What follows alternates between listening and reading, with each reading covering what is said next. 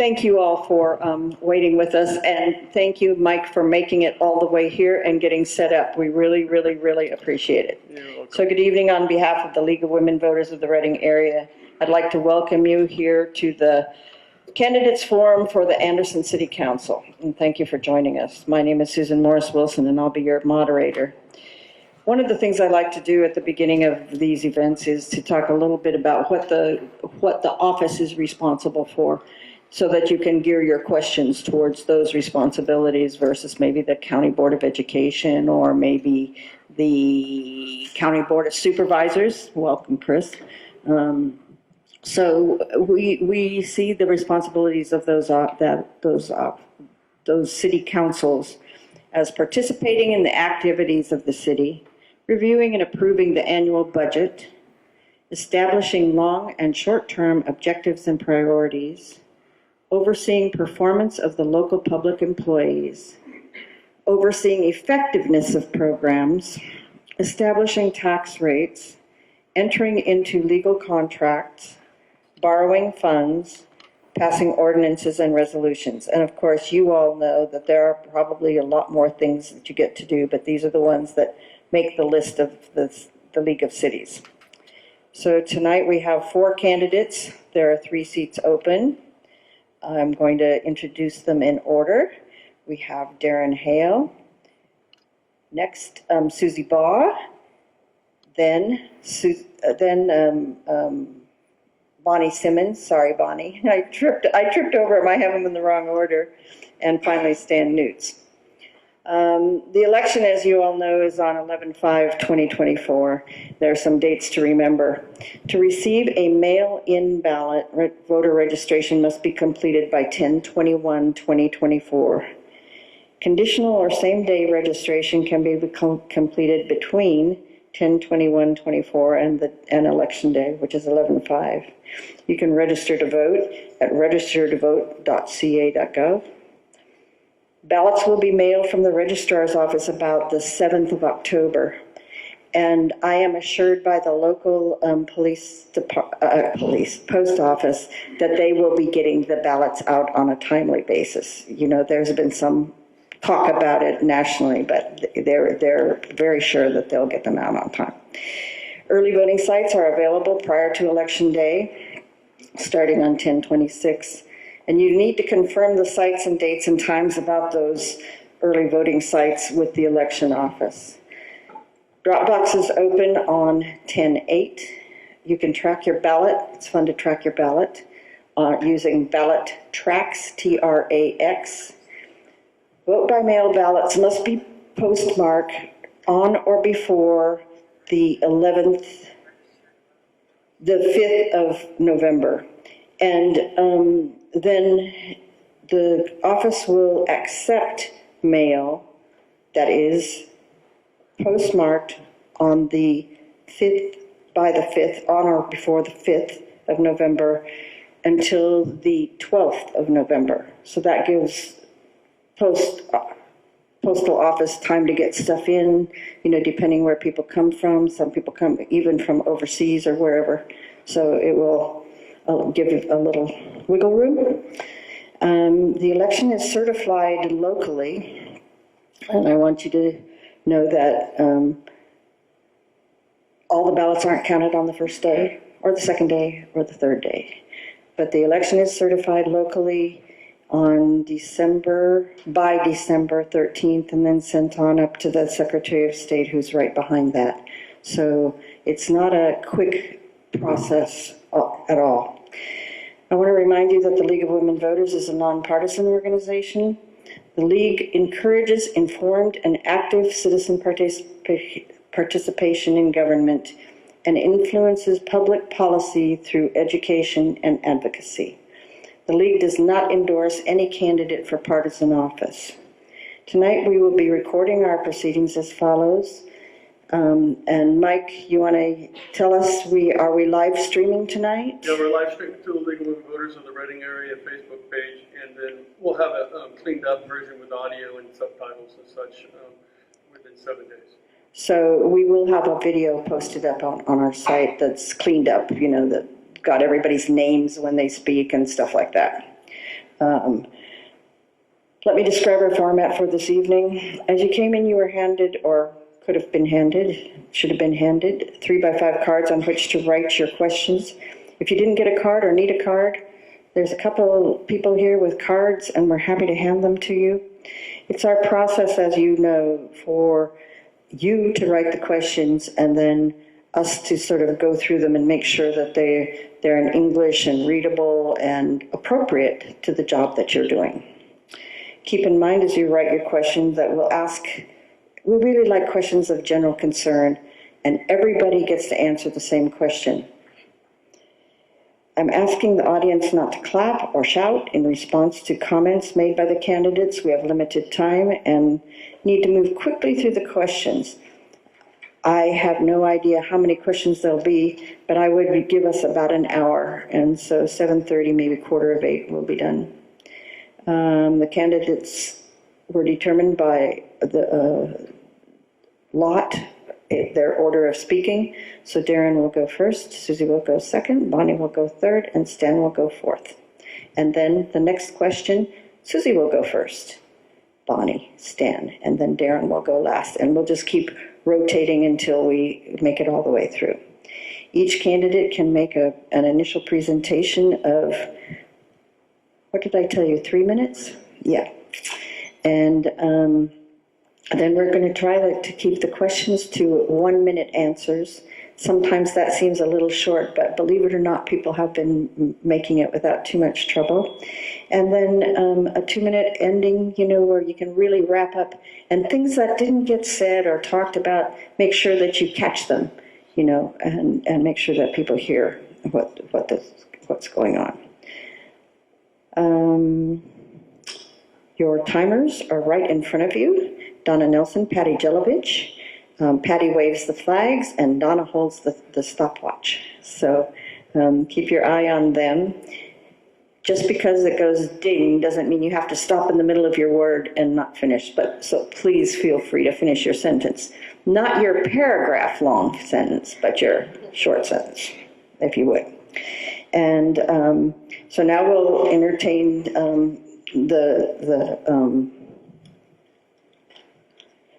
audience with some question, with the opening statements first, and then I already have about 10 questions. We never get to answer all the questions. Keep that firmly in mind, those of you who wrote them. So Darren, I'd like you to go first. Don't walk too far because your head gets cut off on the video, just saying. No problem. I'll stay right here. Stay right there. Hello, everyone. Thank you for coming in tonight and listening to what we have to say. Thank you, League of Women's Voters, for putting this on. My name is Darren Hale, and I'm running for Anderson City Council. I hope to earn your vote tonight, if possible. A little background about me. I grew up on a farm about 90 miles east of here in Big Valley. So if you're unfamiliar with Big Valley, it has the towns of Beaver, Ayden, Lookout, and New Beaver in there. We grew alfalfa on the farm, 1,000-acre farm, and I learned pretty early on the core values of hard work, morals, and what it really takes to lead as my father led me. Moving on throughout my life after high school, I kind of traveled a little bit up and down the West Coast and got into the construction industry. And I've been in the construction industry for a good 25 years before my body was just kind of breaking down and the hard work was getting to me. So I actually entered into the public sector as a building inspector and code enforcement officer. Spent a few years there, and then moved on to Reading and currently work there as a public works inspector. A little bit of what I do there is infrastructure inspections, so your waters, your sewers, streets, sidewalks, and I like to bring my knowledge in the construction industry and my background with the professional side of it in the inspection here to this city too, and from the dais, if elected. I'd like to use that knowledge to help guide our Public Works Department in the right direction, and really like to focus in on a better infrastructure here. We do have some deteriorating water and sewer that we need some attention, and I want to focus on that and kind of improve our roads too. I also support our law enforcement. They do a fantastic job here. I'm very interested in maintaining that all the way through. And again, this is my wife, Cassie. We have 3 children, and we're really happy to be a part of this community. Been here for 13 years, so thank you. And thank you very much. Susie? I think I'm just going to stay seated. Otherwise, I might travel too much. My name is Susie Baugh. Thank you so much for coming out. It's kind of sad that we don't have more people that are interested, but I'm glad that you are here. And that it's going to be videoed. That's even better. Maybe more people will hear this. I have been a part of the city of Anderson my whole life. I grew up, I was born here. Well, actually, when I was born, my parents lived in Millville, but we moved to Anderson Heights when it was, and my parents bought one of the original houses up there. And I went to every school in Anderson, and then I was employed here in Anderson at a flower shop, and I delivered flowers for a couple years while I was in high school. And then I married my boss. And we have 4 children, and one of them's here. Violet is in the back row. She's 12. And I love this city. I can't even say enough about our police department, our city hall, that every department of this city works very well, and we have people who are extremely dedicated, and I am very proud to be a part of the city council, and I would like to continue for another 4 years and see what we can do. One of the things that I was able to do was to write the positive of when we were doing our bid for the sales tax, half-cent sales tax. And so I wrote the positive on that, and I was very happy and proud when it passed. And I believe it's probably one of the last ones that has passed. We promised that we would build our police department and our park and our parks, and we have kept those promises. Our police department is fully staffed, and our parks have been added to. The splash pad was something that was my brainchild. I went to Arizona and took pictures of 2 of them that were in my son's city and brought it back and showed the city manager, and he jumped on board, and now we have that beautiful water park that is, people attend it and come from all over the state, well, North State for sure. I know people from Red Bluff and everything. So, I'm really proud of what we have been able to accomplish. Thank you. Bonnie?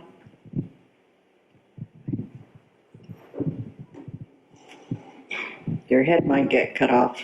Am I good? Oh, that was loud. My name is Bonnie Simmons. I am honored to be here tonight. Thank you for taking time out to come hear what we have to say and why we want to serve Anderson as city council members. I grew up in Alturas, which is further away, but a small town.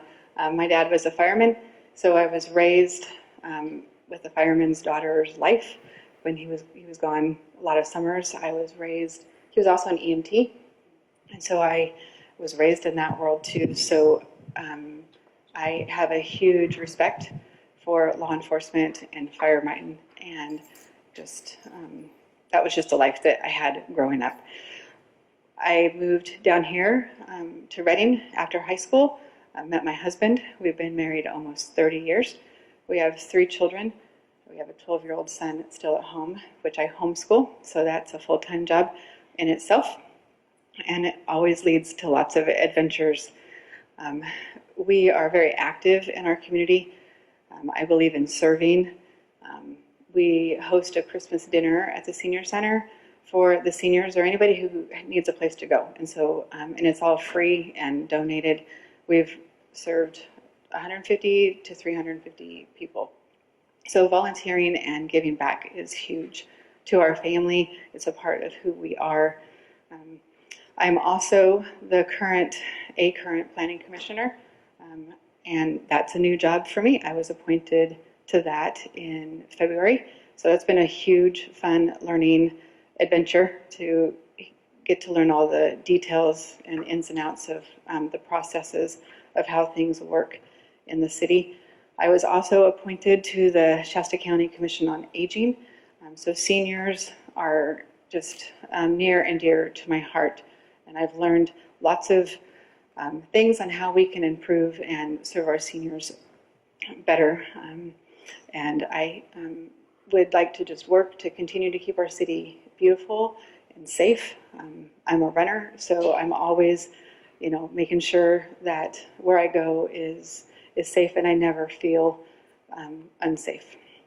So thank you for your time tonight, and I look forward to answering questions and for you guys to get to know me better. Thank you. Stan? Good evening. I'll stay seated because I'm taller than everyone else, and I guess I better move this away. Thank you for coming. I really appreciate it. I'd like to earn your vote again. I've been serving on the council now since 2016, and it's an honor serving all of you. Anderson has been my home since 1958. I graduated from Anderson Middle School, the high school, Shasta JC, and Chico State. I worked at all the local mills while in college in Coleman Fish Hatchery, and then Uncle Sam knocked on the door and said, "Son, it's time to show up." So I served 20 years in the U.S. Army as an Army officer. I retired as a major. I'm a Gulf War veteran. I also have been deeply involved in a variety of community organizations. I've coached Anderson Youth Football and served on the board of directors for a period of 8 years. That was back in the days when we had powerhouse teams. I've been a member of the Anderson VFW since 1991.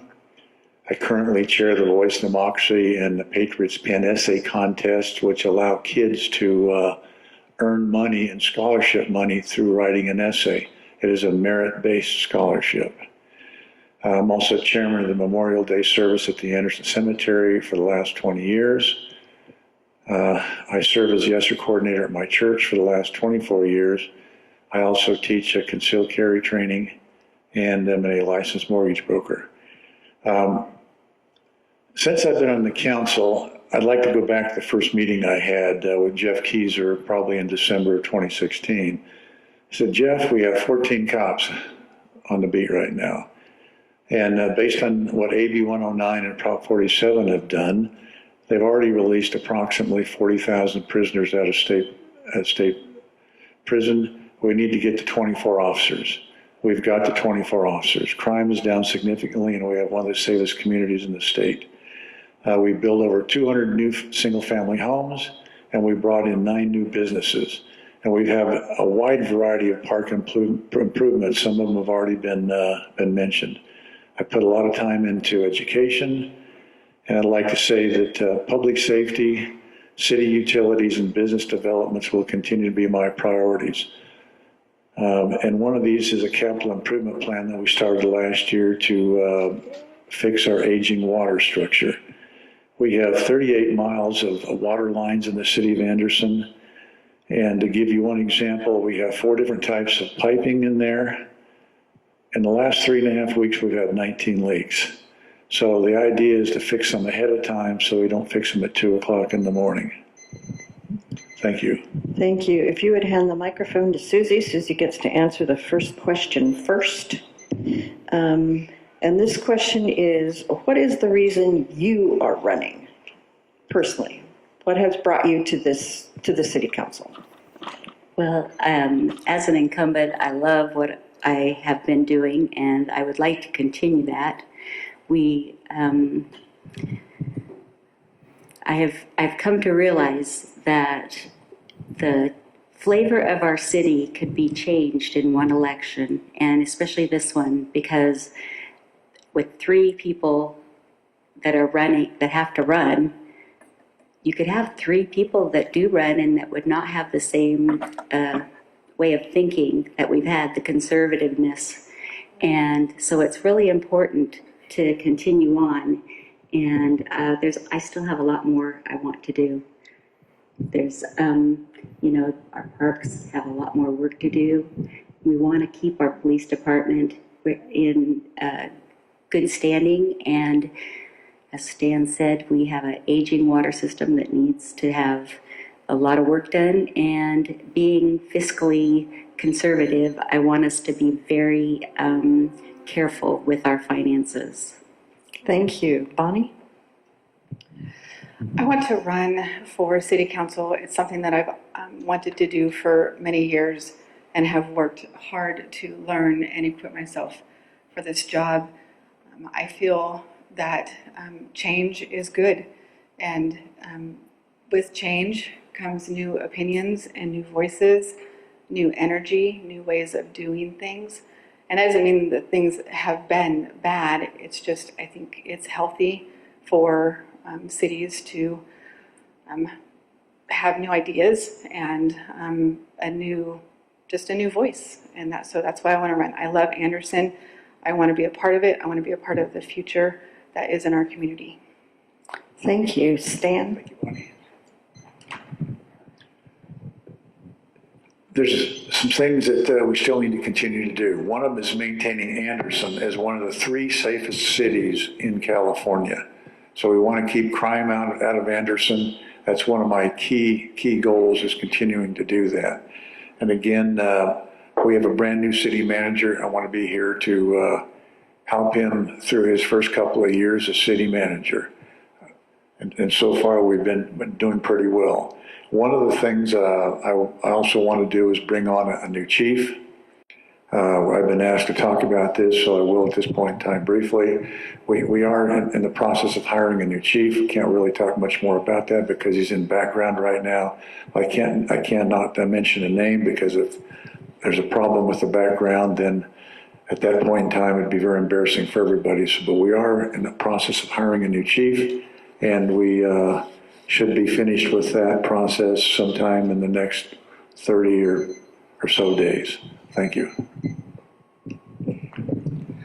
Long story short, it really comes down to, I absolutely love Anderson. I love the community that he has grown to become. My wife and I moved here in 2013 and visited it often before that. And I would like to recognize the sitting incumbents to my right here too, because they've done a really wonderful job building up the police department and helping turn the city into a very safe place. On the topic of, again, on the water infrastructure, I think I'm the perfect man for the job because of my background.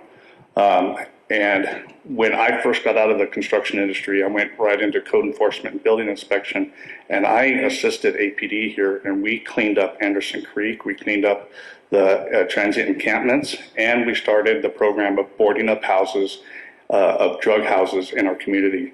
And we really cleaned up, in a matter of 6 months, probably a good dozen, maybe a little less than a dozen drug houses in our community, really turned it around.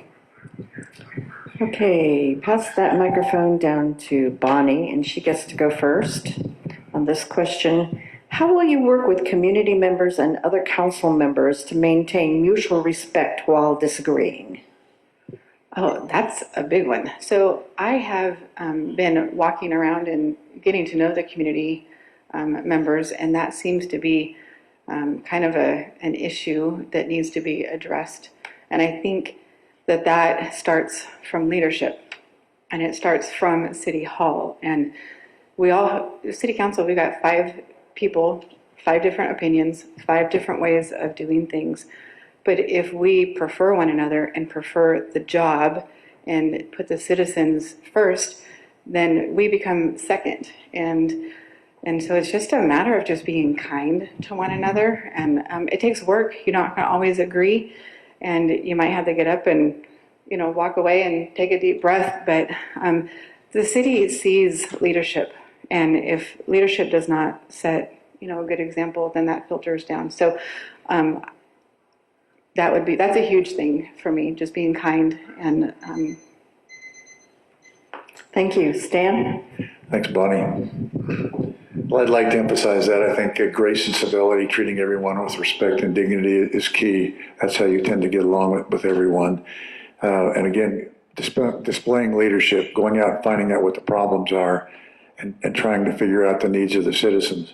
And again, basically, we talked about in the beginning some of the things, but I'd like to give you the big six. Here are the big six things that we have to do. 1, public safety. 2, streets and roads. Water, sewer, parks, and economic development. And of course, part of that, in order to do that, we have to maintain a budget.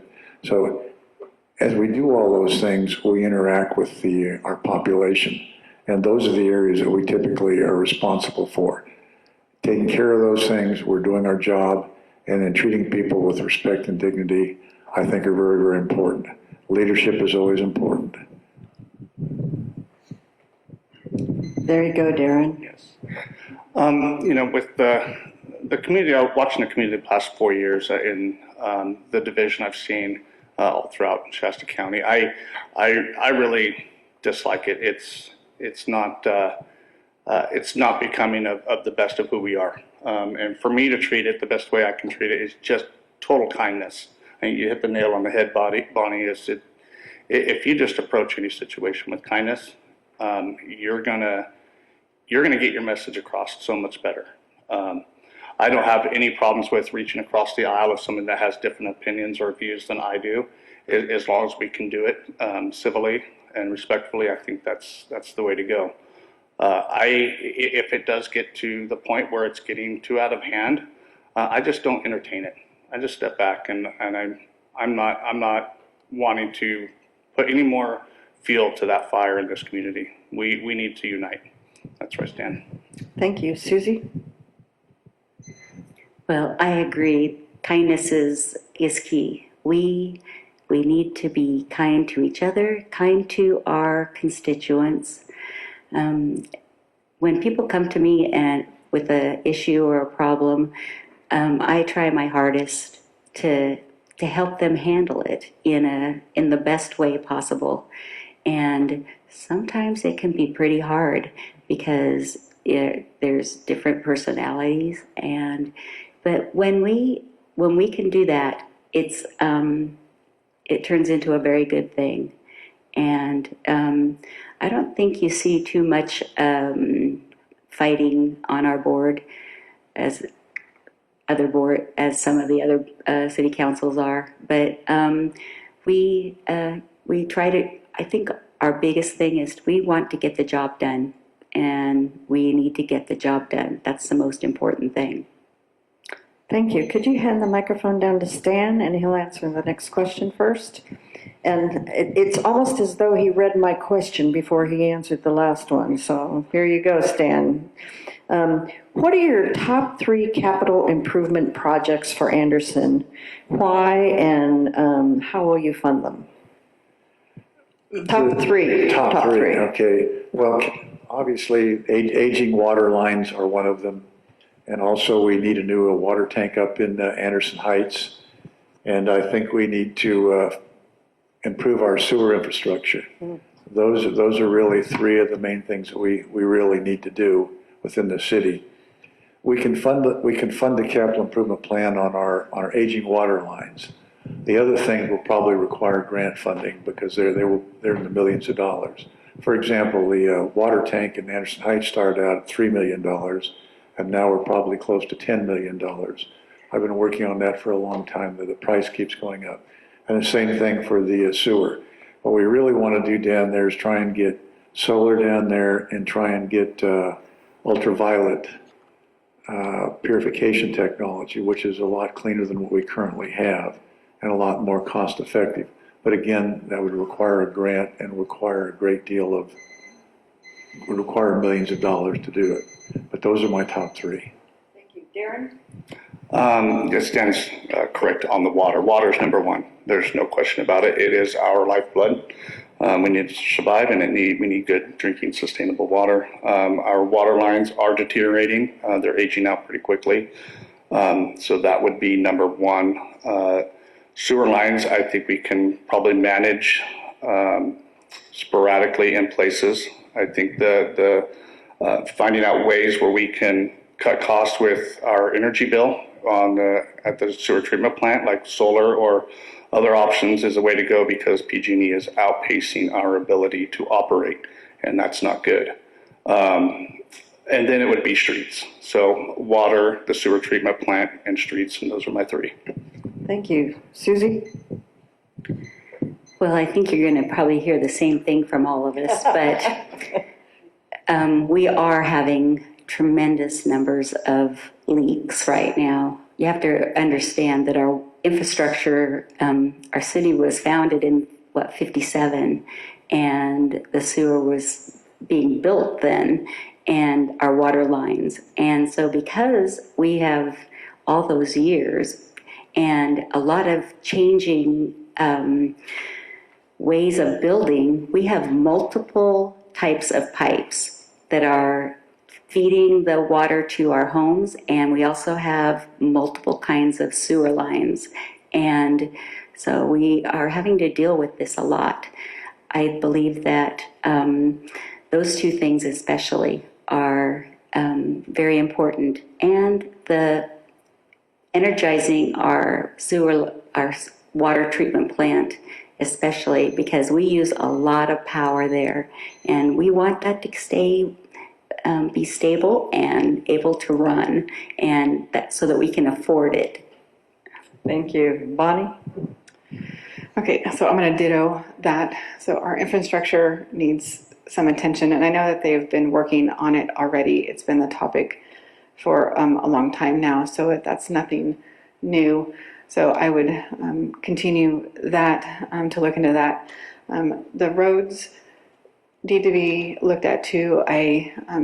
Being very active, I view the roads as how can we commute on these and how can we walk on them and, just be active on them. So I would love to just look into how we can make our roads a little bit more bike friendly and commute friendly. I know that that's a big ask to do and requires lots of time and agencies, but I do think that it's worth taking a look at and looking ahead at. And I would also like to take a look at our housing and our small business growth and what is prohibiting that. I think all these things require just to sit down and just a deep dive into what's taking place. Thank you. Darren, I'm going to hand you my microphone. What impact is the unhoused population having on the city, if any? And how are you or will you work to help those people? I think the impact of our homeless community is a little less than it has been in the past. I think probably from 2017 to 2020, there was a much higher population of our homeless here in Anderson, and through APD's efforts and my efforts combined, creating an area where you can't just go onto private property and trespass and set up a tent anytime you want. There's resources like the Mission, and there's other resources out there that they can attend to. Some of them just don't want it. And how we mitigate that, that's something I'll be willing to come to the table and talk about. But the problem, there's not much of an unhoused problem here in Anderson currently. I like where we stand currently. But I do have compassion for our homeless, and I do want to see them get some services that they do need, the ones that want it. Thank you. Susie? Well, this is a very big topic. I'm on the at-home committee, and we discuss it constantly. thankfully, we don't have a huge unhoused population here in the city of Anderson. And part of that is because we have instituted some ordinances and we have gone to property owners and they have given rights to the police department to go on their property and not allow the encampments to grow or any of that. We have have an overabundance of low-income housing here in Anderson, and we give them all opportunities to be able to live here. There is a ton of people that are unhoused who don't want to be housed. They feel better out in open air, I guess. But you have to have heart for them. We support ACCA, which is our food bank, and we do care. Thank you. Bonnie? Well, like the other questions, we'll probably have similar. Bonnie, could you put your microphone up just a wee bit? Is this better? Yes, thank you. Okay. So, no, we don't have a huge unhoused population in our community. And when we do, APD is quick to address the situation and either just they move along. And so I am thankful for that. This is an ongoing problem that is an issue that is not going to be solved in one conversation. It's going to be multiple conversations. It requires compassion. It requires throwing out ideas on how we can help them. Sometimes they don't want to be helped, or they don't have a house because of a situation that they can't control. And so I think that we do a good job of dealing with it, and we can always do better. There's always room for growth and compassion and conversation. Thank you. Stan? Thank you. Again, to emphasize what's been said before, we don't have a major problem here. We jumped on this going all the way back to 2016 with a couple of ordinances, reference no camping and no trespassing, and working with owners. And then we have a very active police department that patrols. And when we find these individuals, we get them to the mission where they can get support, or we get them into county services where they can get support. We really don't have any services here in Anderson to offer them. It's not really within our wheelhouse to do. But APD shows us quite a bit of compassion to them as possible. We have one of our citizens right now who is a missing person, and the amount of services we tried to get that person to accept was extremely extensive. And unfortunately, they turned most of them down, and now they're a missing person. So we have a lot of compassion for them, and we just hope that they would accept the services that are available. Thank you. Could you hand the microphone back to Susie, and she gets to go first on the next question? I like this question, actually. And all of you have been saying how proud you are of Anderson. So the question is, what do you see as the most outstanding aspect of Anderson? We're thinking good here, not outstandingly bad. We're thinking outstandingly good here. I don't think of outstanding as bad. So I don't either, but I thought I better be clear. Oh, we have a hidden jewel in Anderson River Park, and something to be very proud of. And there are lots of plans for our park, and even Volante Park is outstanding. We try really hard to keep our place family friendly, and I think parks are one of the huge things to do because we want our kids to be outside. We want them to be able to have exercise, and it's good for adults too. But we have a lot of people who use our parks, and we want them only to get better. Thank you. Bonnie? Gosh, there's lots. But I have to say that our police department is stellar. Everywhere I go outside of the county, we're known for having an outstanding police department. We're also known for not going with the flow on everything. And so I think that we've got a great ability to beat to our own drummer, so to speak. We are not bullied and we're not pushed around. And so Anderson is great for many things, including the park, but I think our police department is top notch. Thank you. Stan? I would have to echo that. That was one of the main priorities I had from the very beginning, and we've attained that. We have one of the best police forces in all of California, one of the top three. When I go to the League of California Cities, I compare, and we have one of the top three police departments in all of California. And essentially what that does is that brings in business, that brings in developers to build housing, and presents a very safe environment for people to walk at night and be able to actually use our park. Now, the other thing really is our park. I think our park is also another crown jewel. We have Mosquito Serenade down there. We have car shows. We have Trunk or Treat.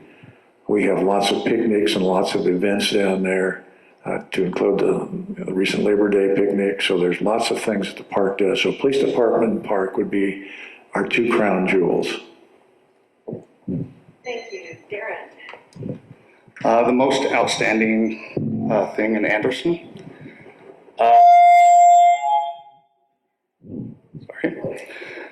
It would have to be, hands down, it's the people.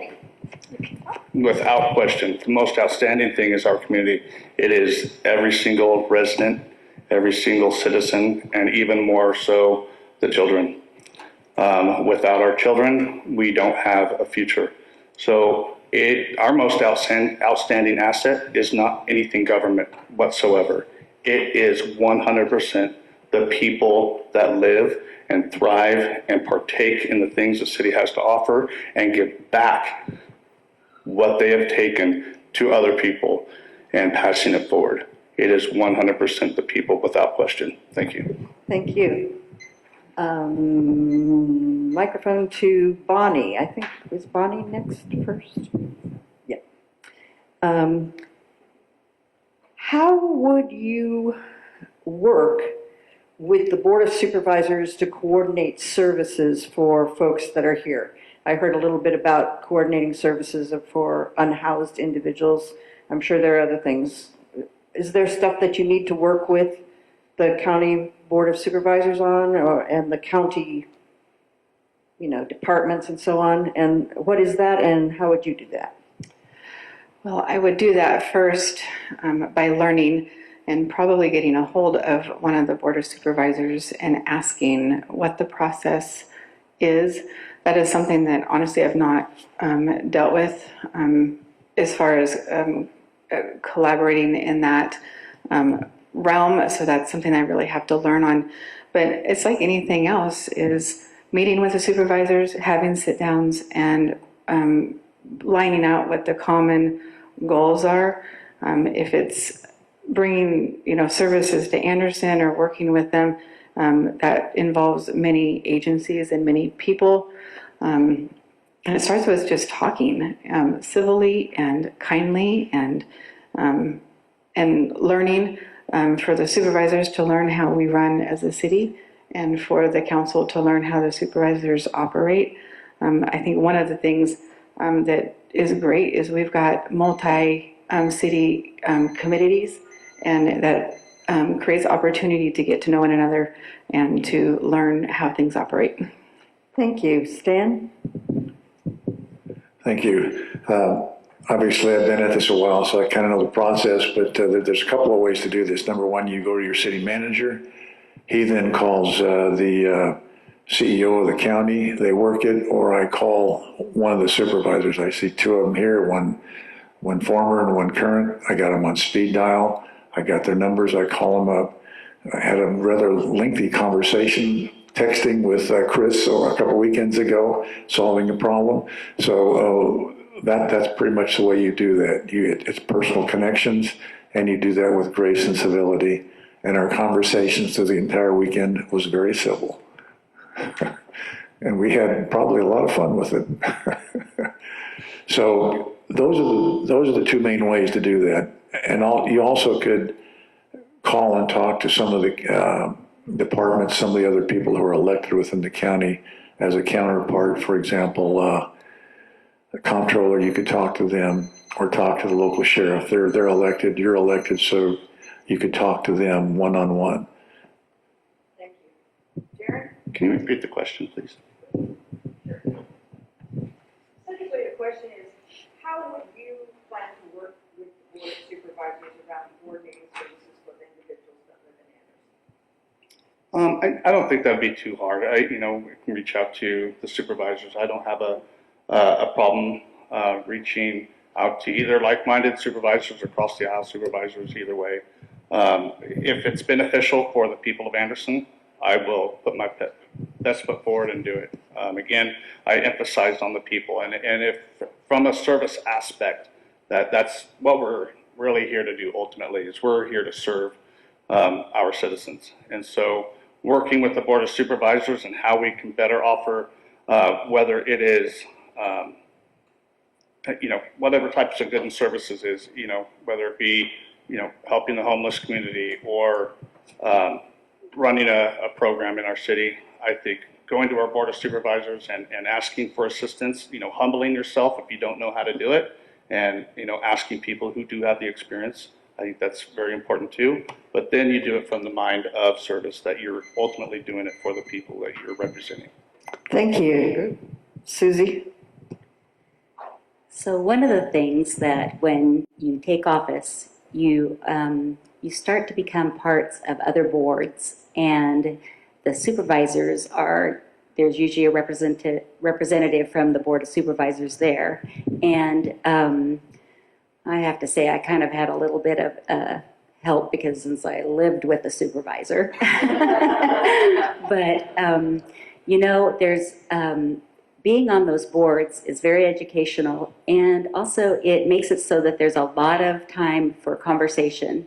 And our supervisor comes to our meetings, and we have gone to their meetings, and I think we have open dialogue, and which is very helpful. And so we can take anything to them and have an audience, basically, if we need to. And there's, I think the door is always open, so I don't think it's a problem. Thank you. Bonnie, you have the next question first. Stan has the next question first. I'm far away from my notes here. Stan, you have the next question first. What jobs or industries can you bring to Anderson that would benefit the area? That's a very good question. That's something I worked on. Currently, we have an industry called Offsite, where they manufacture commercial buildings, apartment buildings, and some single-family homes. We're in the process of bringing those guys online right now. They've gone horizontal, but we now need to get them the funding so they can go vertical. So that should hopefully bring in about 80 jobs. Additionally, one of the major issues is getting Roseburg to sell their property where their old mills used to be. Okay, they've been very difficult doing that. At one point in time, we had a major player in the wood industry to show up, but Roseburg would not sell. So this is what we're trying to do, is bring industry back in. That is one of my priorities, to try and bring jobs back. Because when the mills shut down in 2001, we lost about 450 jobs. And that's adversely affected our high school. We went from 1,100 kids down to almost 500 kids. So it is a priority. Thank you. Darren? Yeah, and this one's a lot touchier than the other one. Yeah, it is a lot touchier. Yeah, industry is important, but I think even more important is the right kind of industry. I agree with Stan. Onsite is a really great company. I would really like to partner with them to do whatever we can to really get them housed here. They got started, and for reasons beyond any of our control, there's a pause in their build out, but I want to find ways to bring them here. And one of those ways that I want to help them is I actually want to partner with a developer too. Find a developer that's interested. because I really want to bring back the first-time home buyer house again. A lot of us grew up in houses that were 1,000 square feet, 1,200 square feet. They don't make them anymore. We need to bring that back because the housing market is literally climbing out of range for anyone that can ever afford a home. And so I want to partner with OnSite to get with a developer, and maybe we can actually offer a home in Anderson or a subdivision in Anderson that will offer houses around the 1,200 square foot range. Thank you. Susie? We have so many opportunities that are just right there. We have the perfect places for businesses to come in and be on I-5 with a easy on, easy off. And believe me, we have tried, we have been working hard to draw the different businesses in. Maverick has been a really good example. They are so much bigger than we ever dreamed they would be in their sales, and so they're really bringing in a lot of gas tax and sales tax. It's been amazing. We don't want a lot of more gas stations. We need a variety. And we annexed in all of the Roseburg property in hopes that it will become a thriving area of different types of businesses. And so it's right there. Reddings they're pretty full, so. Thank you. Bonnie? So one of the things that I would like to see is generational growth. I know that one of the changes that we've seen in the 25 years that we've lived here is the small businesses, the small mom and pop businesses are no longer here. The ones that have been handed down from grandpa to dad to son, and training the young people to take over the business future or in the future. So I would like to champion for that. I know that things can be difficult to get business here, and there's lots of loops to grow or to go through to get businesses. And I agree with Susie, and I've heard it in the community, they don't want more gas stations. They're maxed out with the gas stations. So I think it just has to be, we just have to think outside the box because those small businesses are going to be what brings the single family homes and the small families to come and stay here and be affordable. Thank you. I think, Darren, you're first next.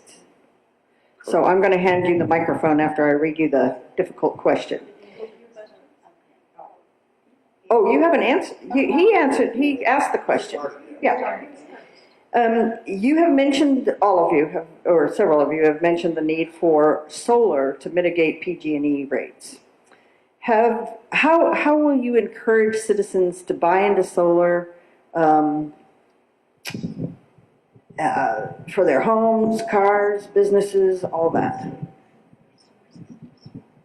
I think that's an individual right. I'm not going to encourage solar. I think people need to live within their means, and if solar is an option for them that they can help mitigate some higher costs and be able to live a more comfortable life, then so be it. Let them get solar. If they want a small windmill or another means of energy, but by all means, I think that's an individual right. I don't have any plans to try to encourage people to go solar whatsoever.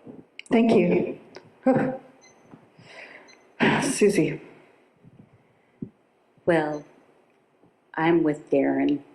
I would not ask anyone to get solar or an electric car. I just did that, and I do not have one anymore. So that's a story I could tell. But I think that it is a personal right, and I think we are all able to figure out what is the best way for us to power our homes, what we can afford. And I don't believe that government should do anything to force individuals. I mean, as it is, if you build a new house, you have to put it on there. You don't have a choice.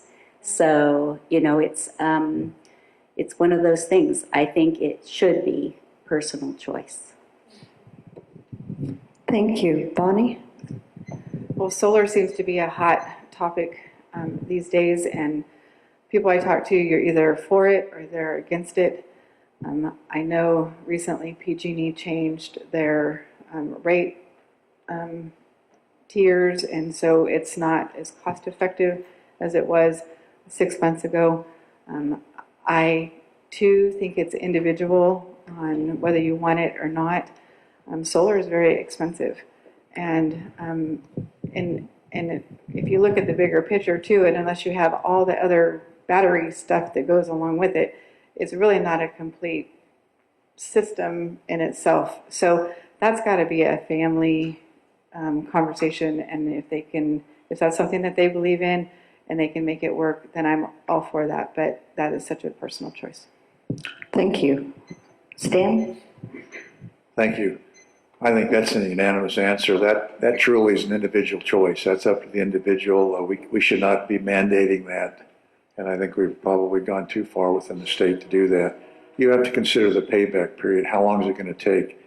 Is it going to be a $40,000 system or a $50,000 system? How long will it take to pay back?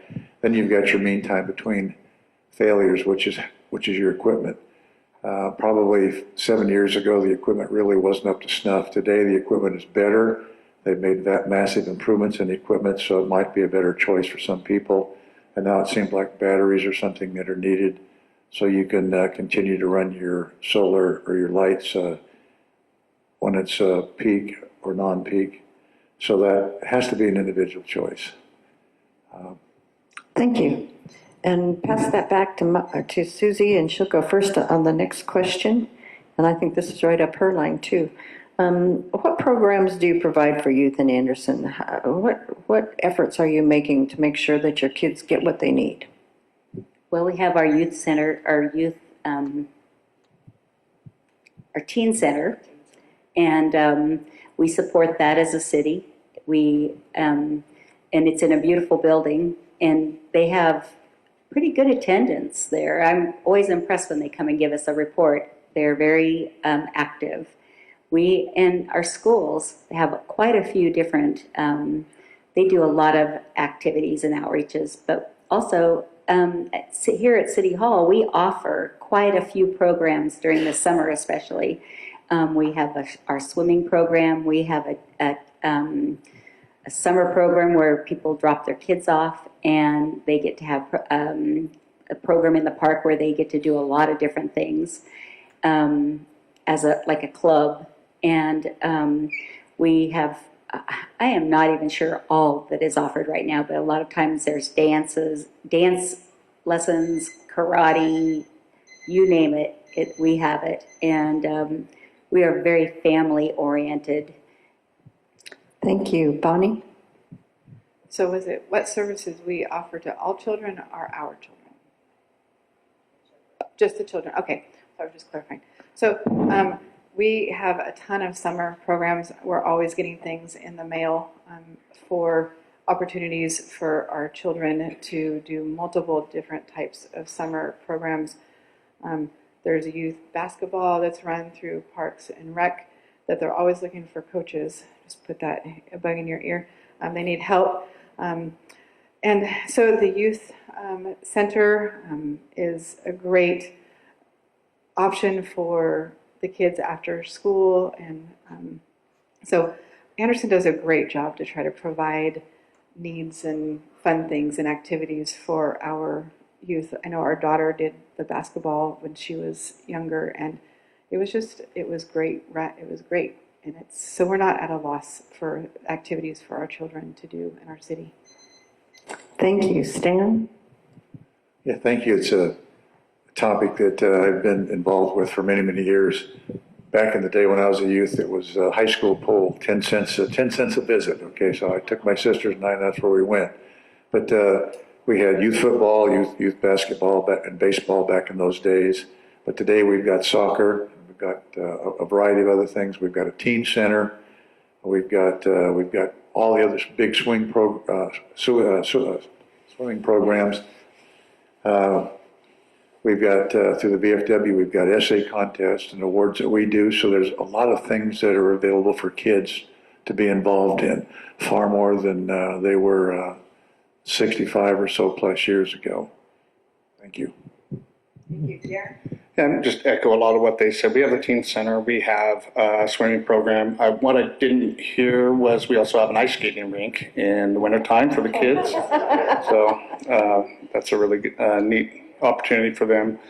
You know, I'll probably miss some of those, but I think the partnership with our schools is really huge, and I see it lacking. So because I currently sit on the Anderson High School District Board of Trustees, we're bringing programs into that school like heavy equipment class, and we're bringing construction trades class, and we're really pouring into our youth there. And I would like to bring that experience and the partnerships that I made there at the high school into the city here at this dais, and have a partnership like we've never had before, where we're collaborating on a daily, if not weekly basis with our superintendent, and how the city can help our schools better perform, and how the schools can bring their youth into our community and make it thrive even more than it does.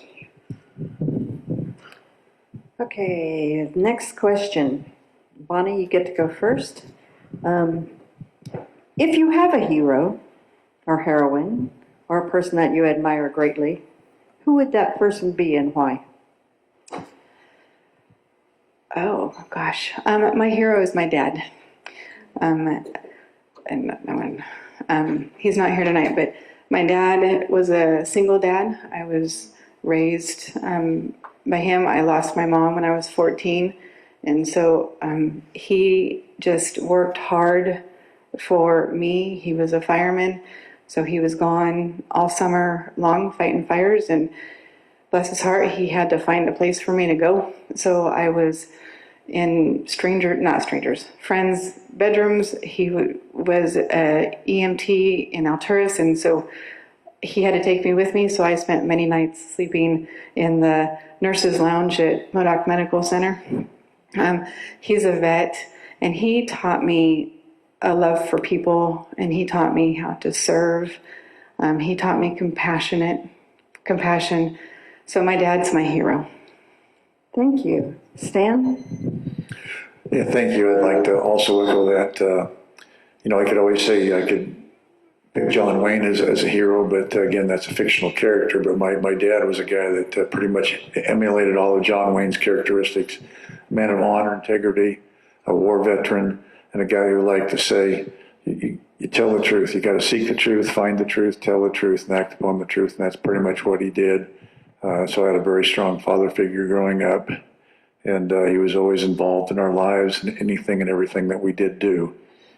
So pretty much my father was a very good role model all throughout life. And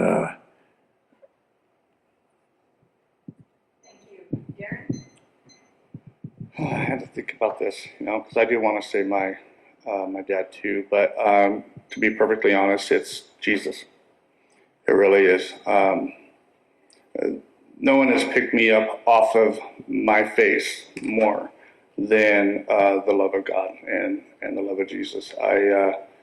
I could not be where I am today without that relationship. There is no way.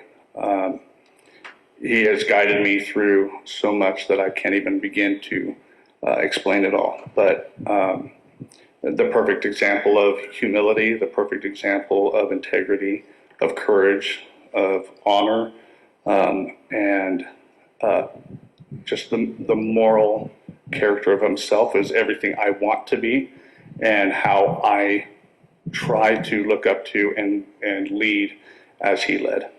That's it. You stole my answer. My dad died when I was 12, and my mom remarried fairly quickly, and my stepdad was an amazing man. He had a huge work ethic, and I had a grandfather that was, he was just really quite the guy. He was an inventor. He was a hard worker. He was somebody to really look at and to follow it with a work ethic. Huh, Cassie?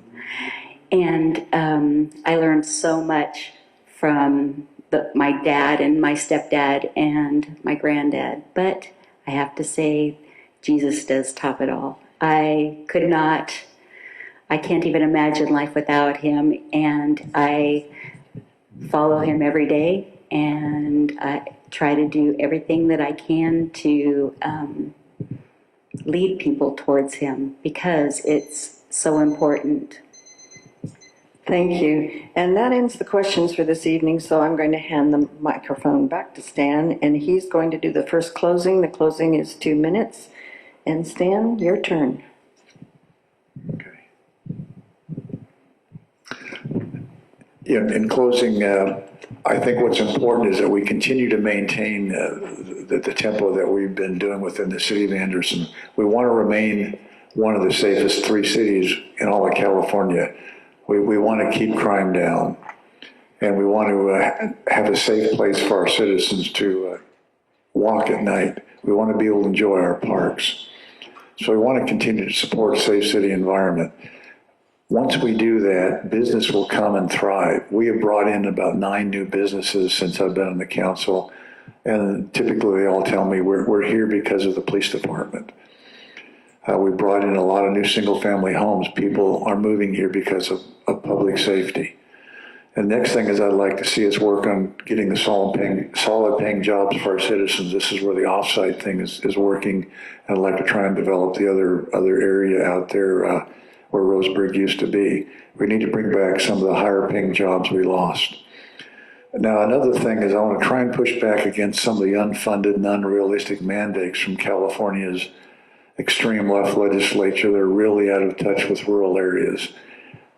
They have a wide variety of these things, and they often tend to be unfunded mandates. One of them actually deals with water. Others deal with things like trash. So these are some of the things that we're continuing to push with. And I would like to simply, close with we're on track. We're doing a good job, and I'd like to continue along that vein. And also I'd like to say that Jesus has been my guiding light for many, many decades, okay? And I'd like to say thank you for coming. God bless and have a safe trip home.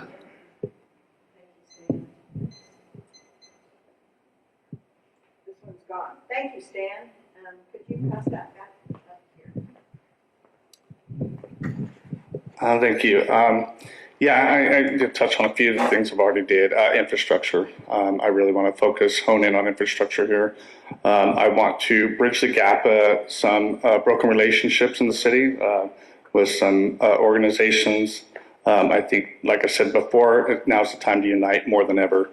I want to pour into trying to find a way to do the smaller first-time home buyer subdivision where we can get our younger generation in here and they can buy their first starter home and then live here and stay here. And then they can grow from there because we offer amazing things here.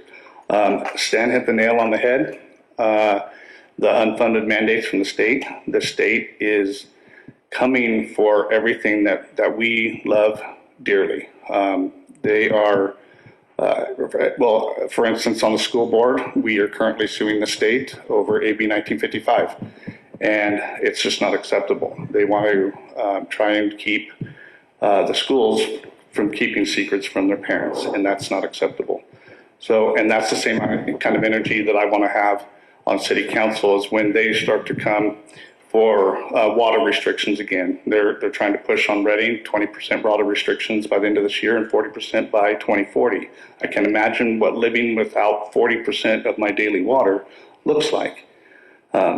So I want to absolutely fight the state every step of the way. What they're doing is unacceptable. And it does not fit who we are up here in the North State. And I think that being a united front up here is very important to come against the state. And, we need to think out of the box here because the letters and the talking to the state doesn't work anymore. So we need to really get creative and start thinking about suing the state, start really taking actions against what the state's trying to do to us up here in the north. Thank you. Susie?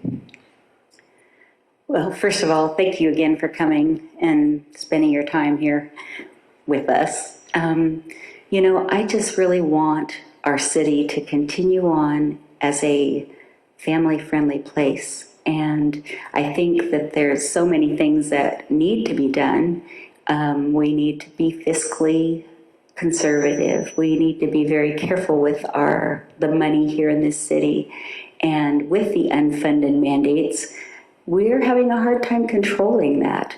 There's so many things that we are being asked to fund now that we've never been asked to do before. We're not being asked, we're being told. And I think that we do have to push back, and in any way that we can. It would be really good to be able to join together with many cities. Oh, goodness. Which we do, and being part of League of California Cities can be very helpful with that. Susan, your microphone, go hold it behind your back, sorry. Oh. You're causing feedback doing that, sorry. Not you. I thought it was me. Susan. Thank you. So, and I would like to really see, I'd like for us to have a new police department. Our police department is in sad shape, and we have a hard time housing all of our officers safely. There's so many things, and you know, but I know that it'll happen in time, and with our dedication towards these things, we will fix our aging water system. We will keep our city safe as long as we are like-minded. And, you know, I think that we have been very blessed. We have a city manager that is like-minded with us, and we're able to accomplish quite a bit because of that. So thank you again for coming. Thank you. Bonnie? Well, thank you for coming and listening to us and hear what we have to say. I appreciate that, and I believe that it's super important for the residents in the community to know who they're voting for, to put a face with a name, and to be able to ask questions and have questions answered and be accessible. A vote from somebody is super important, and one that should not be taken lightly, and so I value that. I am conservative fiscally. I am conservative across the board. I do believe in limited government, and I'm a firm believer that the Second Amendment is a constitutional right for everyone. And the ability to stand up to the state is going to take patience and hard work and diligence and cooperation and kindness and perseverance. Anderson continues to be a leader as an example to the North State when it comes to going against the flow and staying conservative. Keeping Anderson a small town feel is a priority for me, and I will champion for healthy, responsible growth. I love Anderson, and I want to be a part of City Council. I have been working hard to educate myself and to learn what it means to serve in city government. I've got a lot to learn, but I'm up for the challenge. I'm excited. That's one of the things that people tell me all the time when I see them. They're like, "You're so energetic." I have a lot of energy. I'm anxious, and I want to be a part of something that I love. I believe it's super important to be available and to be creative and to create an atmosphere that we can all work together for a unified city, a unified government. We've got a lot of great residents in this city, and I've gotten to meet a lot of them, and that's been the highlight of this whole process, is getting to know the people. So I think I'm ready for the job, and I think I'm the right person to do the job. I'm a new voice for the city. I think I have a lot to offer, and thank you for your time, and I'd appreciate your vote. Thank you. Let's give these folks a